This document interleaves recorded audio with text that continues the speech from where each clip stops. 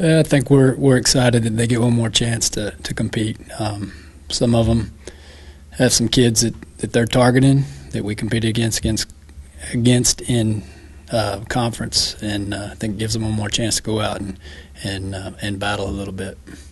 Well, I guess our expectations are, well, first off, we're not taking a team, so we're all going to be just trying to finish well as individuals. I think our expectations are certainly that we're going to run well.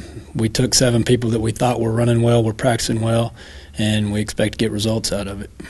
Oh, well, I guess on the women, I'm excited to see what our freshman, Madison Harlow from Paint Rock, will do at this meet. She got a lot of confidence from the conference meet, and her practices have really shown it. I think she's going to do something nice. And then on the guys, Devitt's really hitting his stride. I think he was a little bit beat up going into conference, but I think he's back to 100%, and he's definitely got a target on a couple kids. Well, we really are just trying to maintain where we were at conference. There's really no way to improve much once you peaked. Your challenge is just to try to hold that peak as long as possible, and what we're looking for is competitiveness right now. Well, there's not much of the season left, to be honest with you. We had a tough stretch last week, three good matches, 2 real strong rivalry matches that we rose to the occasion, had good fan support, played pretty well, but we're going to a place where, we have a bitter taste in our mouth from last year. We went down there and didn't play very well, and so we've got to be prepared for a great match from Kingsville. They don't lose very often at home, and so it's going to be what happened in the past is great, but moving forward, everything is just match by match. It's kind of cliche, but there's nothing truer about it. Those 3 matches we played last week don't help us for this match this week. So totally different animal, different type of team, different type of situation, different offense, different defense. So we've got to do what we do, better than they do it what they do. Well, all of our goals are still intact right now. It's the same thing. You guys asked me that before, and it's the same exact answer. We're planning to host a conference tournament. We're planning to host a regional tournament. 2 of those things that will give us a great advantage in the postseason. I don't want to go to somebody else's place, and so that's pretty big motivation for my team. Every win is nice, so there's no unnice wins. Saturday felt just as good as Friday as Wednesday, but WT has beat us a lot over the past 9 years, and so it's always nice to get one off of them. They're a well-coached team. They're talented. So, but all wins are good at this time of the year. It's almost November, so we take it one at a time. I keep saying that, sorry, but that's kind of the truth of the matter. You can't look past anybody, because they'll catch you, and we don't want to do that. Well, they're doing a lot of things differently now than they did then, and so are we. We've got different players. We're using in different spots. It's a whole month later. They're a month better. We're a month better. So it'll probably be a completely different type of match. I expect it to go down to the wire. They play really well at their place. They had 1,900 people a week and a half ago at a match, which is incredibly noisy and loud in a place that's already noisy and loud to begin with. So, we watched that film for sure, but we watch what they're doing now and preparing for that, basically. Well, that's a good question because 2 of them are graduating early, and so they kind of jumped into the class. Mallory's a senior, and Zoe, sadly, she got hurt last year and wasn't able to play her senior year. But it's been leadership, from those kids all the way through. They're the ones that set the tone in practice, whether they're practicing or not. They have high expectations for this group, and they have since they got here. So it'll be sad to see them, play their last regular season home game, but I'm hoping that it won't be their last home game, and we're doing everything we can to kind of help them in that situation. No, you'll see those at the end of the season, whenever that last match is, when I know it's over. Because, going into your senior night, that the season's not over. It may be a last home game or a last regular season game, but the season's not over. So it doesn't carry that weight for me. Now it does for them and their parents and, their families that are coming. It's a sentimental thing, but the emotion doesn't hit until we're done. And then it hits pretty hard. And so, no, I'll expect to get on them in practice the very next day, just as if we, had 12 more home matches. So it was good. It was nice to rebound from Friday night. I think that on Friday, after we lose that game, we know that the options of where we're going to be seated and everything are pretty much done at that point. And so it was nice that the girls were able to show some fight and get a result. It makes it, it helps make the staff, I think, optimistic in what's possible this weekend. No, I don't think so. I think that, we talked about this on, I forget when it was, Friday or Saturday. We talked about they've been relaxed all year, and said, listen, you're not a team that gets overamped and overworked up on things, and so we want you to try and actually pick it up a little bit, and show what you're capable of, and not just sort of, let's wait and see what happens. And so I like the sense of urgency. I like that, we've been in that situation with Commerce many times over the last couple of years where we haven't won, where we've been ahead and we haven't won. And so to see them respond in the second half and get a shutout on senior day, last game of the season, when there's nothing as far as seeding or anything like that to play for us, it was good. It was really good for us. Well, I mean, if it's not first, you're not hosting, and if it's not second, then you're not getting a bye in the first round. So anything after that, it kind of doesn't matter as far as the tournament seeding goes. I think that, third place would have been nice, third place 6, so that, mathematically it's supposed to be, or statistically it's supposed to be an advantage. We'll see. I mean, Texas Women's lost to UTPB on Sunday, and I don't think that many people would have predicted that. So because of that, I think that Texas Women's is going to be fired up. So I would expect them to come out and be ready to try and prove something in the first game of the tournament. So hopefully, we'll be doing a lot of resting. We have a lot of players that aren't at 100%. A lot of them are important players for us, and we've had to really manage them more than we have in any season I can remember. So for us, it's really about trying to get them to recover as much as possible and being able to contribute as much as they can. We may lose a little bit of sharpness, possibly, but if we're going to try and play and win 3 games in 4 days, rest is really going to be critical for us.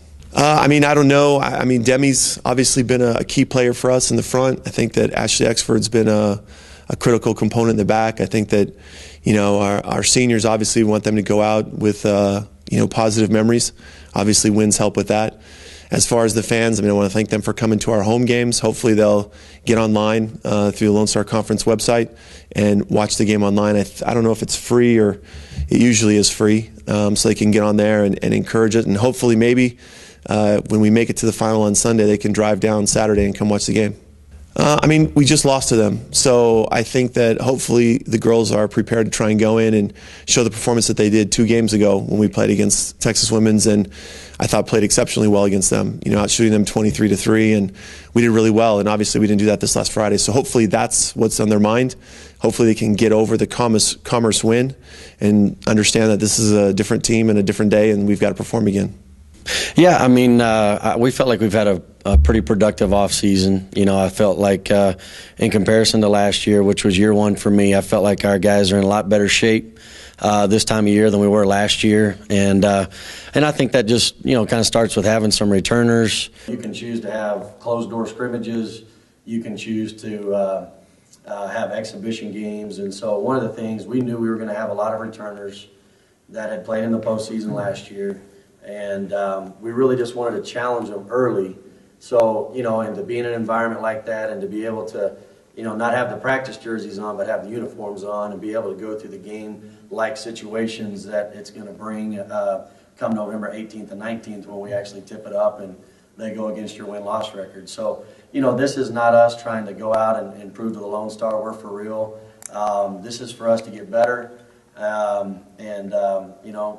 We'll just have to see how it goes, and we're going to pull away all the positives that we can, and we're going to learn from the negatives and get better in that regard in the next 2 or 3 weeks before the Ed Mesbarger Classic here. Really, I want to see their composure, because we do have a lot of new recruits, and, this is the first time where maybe we're going to get a 6 or 7-0 run put on us, and I'm looking forward to how are we going to respond? Or really on the other side of that, if we put a 6 or 7-0 run together, how are we going to respond? So I'm really wanting to look for, body language and composure and just how we're going to handle ourselves in an environment that's kind of out of the ordinary for us. Well, I'm carrying around a lot less hair, and a lot, the ones that are remaining are gray after year 1. But I feel a lot more confident. Like last year, there was a lot of days where You know, I was looking in the mirror, questioning what we were doing, and man, even when we started off 12-0 last year, I was sitting there just worried to death all the time about the next one, and so anyway. But I also think that's just every coach. You know, you get ready for every game, and you're anticipating it, and you're hoping you perform well, and just hopefully I've matured and grown as a coach, and you know, we're even better this year is what I'm hoping, including myself. You know, not really. I mean, to me, the collectively we've been trying to sell a lot more team basketball, and we've done a good job, I think, up to this point of sharing the basketball. Not really any one guy kind of looking to take the majority of our shots.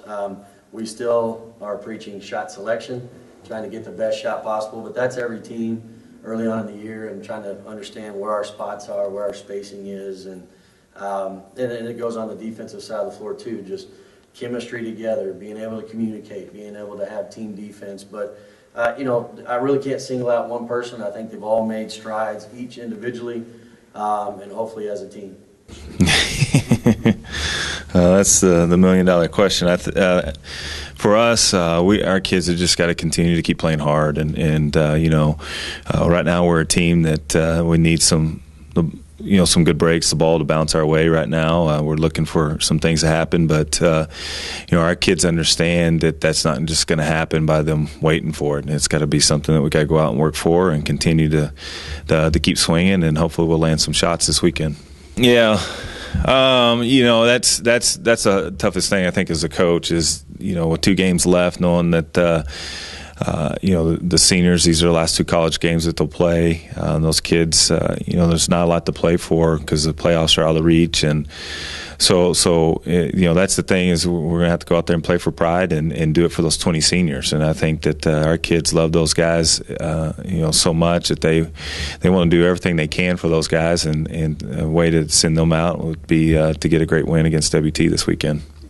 Yeah, that's been our team the whole season. You know, it's not that they're laying down or anything. It's they continue to fight. You know, we're plagued with turnovers. That puts us in bad situations from a defensive standpoint, and then you know, we just hadn't got the stops that we needed to. So it's going to be a whole team effort this weekend. Our kids are focused, and they have been.